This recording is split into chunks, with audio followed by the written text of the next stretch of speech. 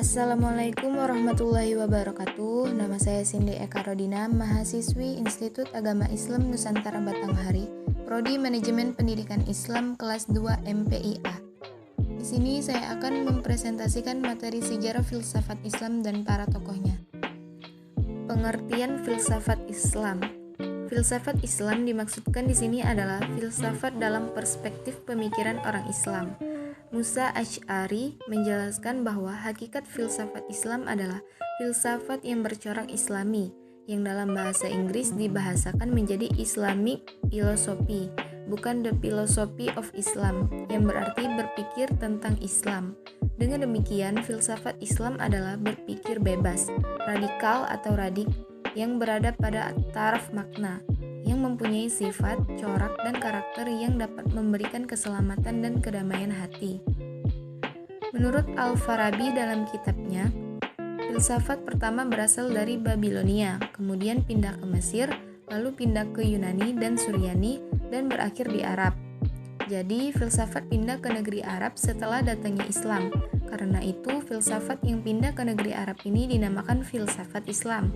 Walaupun di kalangan para sejarawan banyak yang berbeda pendapat dalam penamaan filsafat yang pindah ke Arab tersebut, namun kebanyakan di antara mereka menyimpulkan bahwa filsafat yang pindah tersebut adalah filsafat Islam. Dalam perspektif Islam, filsafat merupakan upaya untuk menjelaskan cara Allah menyampaikan kebenaran atau yang hak dengan bahasa pemikiran yang rasional. Faktor-faktor timbulnya filsafat Islam. Yang pertama, faktor dorongan ajaran Islam. Untuk membuktikan adanya Allah, Islam menghendaki agar umatnya memikirkan tentang penciptaan langit dan bumi. Dan penciptaan tersebut tentu ada yang menciptakannya. Pemikiran yang demikian itu kemudian menimbulkan penyelidikan dengan pemikiran filsafat. Yang kedua, perpecahan di kalangan umat Islam.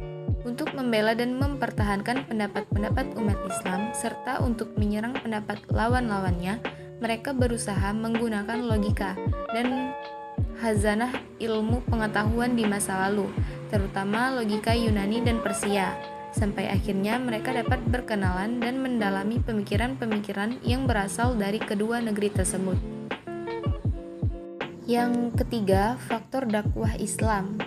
Islam menghendaki agar umatnya menyampaikan ajaran Islam kepada sesama manusia, agar orang-orang yang diajak masuk Islam itu dapat menerima Islam secara rasional. Maka Islam harus disampaikan kepada mereka dengan dalil-dalil yang rasional pula. Untuk keperluan itu diperlukan filsafat.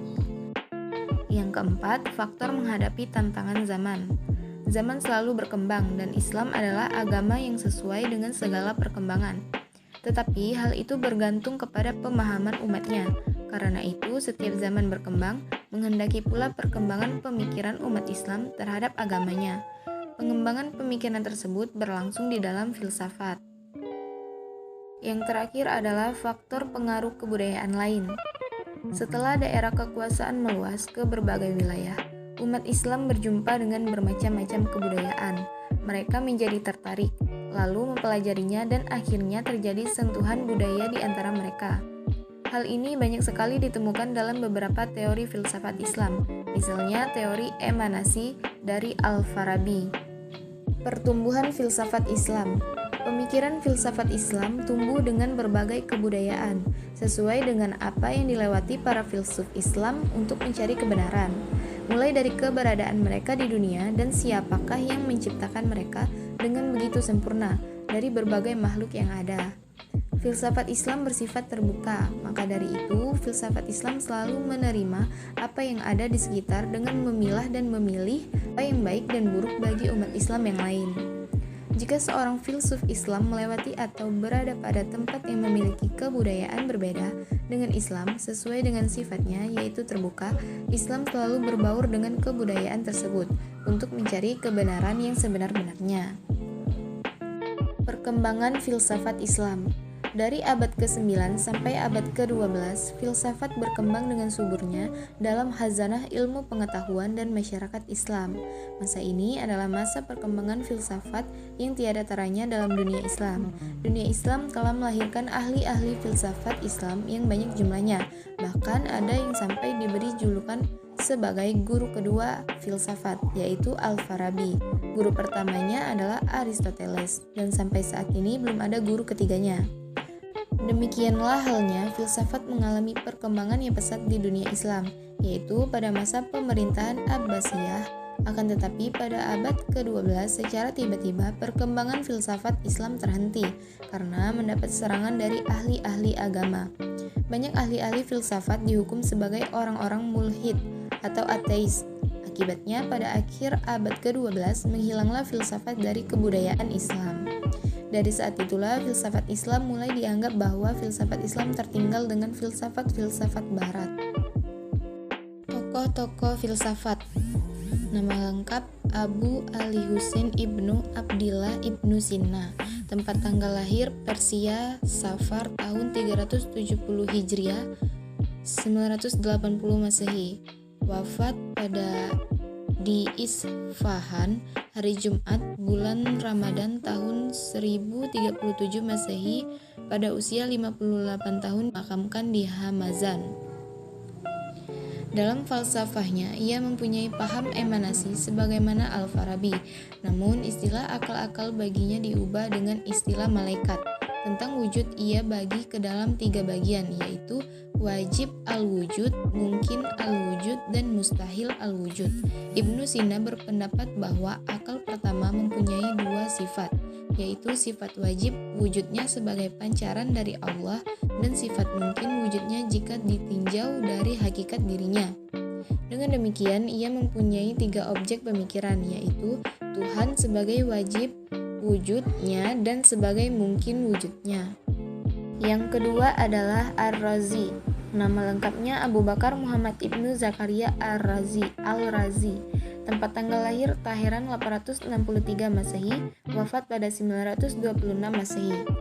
Dalam filsafatnya mengenai hubungan manusia dengan Tuhan, ia berpendapat bahwa kesenangan manusia sebenarnya ialah kembali kepada Tuhan dengan meninggalkan alam materi, seperti filsafatnya Pitagoras. Untuk kembali kepada Tuhan, roh manusia harus terlebih dahulu disucikan. Dan yang dapat mensucikan roh ialah ilmu pengetahuan dan berpantang mengerjakan sesuatu yang tidak baik. Al-Razi pun mengatakan, agar manusia tidak terlalu zahid dan juga tidak terjebak dengan kesenangan materi. Tentang filsafat 5 kekal, menurut Al-Razi ada 5 hal yang kekal dalam kehidupan ini, yaitu Tuhan, jiwa universal, materi pertama, ruang absolut, dan zaman absolut. 5 hal ini kemudian dikenal sebagai doktrin 5 yang kekal. Yang ketiga ialah Ibnu Rus. Nama lengkapnya Abu Al-Walid Muhammad ibnu Rus. Lahir pada 1126, wafat pada 1198. Tentang filsafat dan agama, Ibnu Rus memiliki pendapat bahwa antara Islam dan filsafat tidak bertentangan. Bahkan ia menambahkan bahwa setiap orang Islam diwajibkan atau sekurang-kurangnya dianjurkan mempelajari filsafat. Tugas filsafat tidak lain adalah berpikir tentang wujud untuk mengetahui pencipta semua yang ada ini. Lebih lanjut, Ibnu Rus mengatakan bahwa setiap muslim mesti percaya pada 3 dasar agama, yaitu percaya akan adanya Tuhan, Rasul, dan hari kebangkitan. Seseorang tidak percaya kepada salah satu di antara ketiga unsur dasar tersebut, maka ia dapat digolongkan sebagai orang kafir. Baiklah, mungkin hanya itu yang dapat saya sampaikan. Saya akhiri. Wassalamualaikum warahmatullahi wabarakatuh.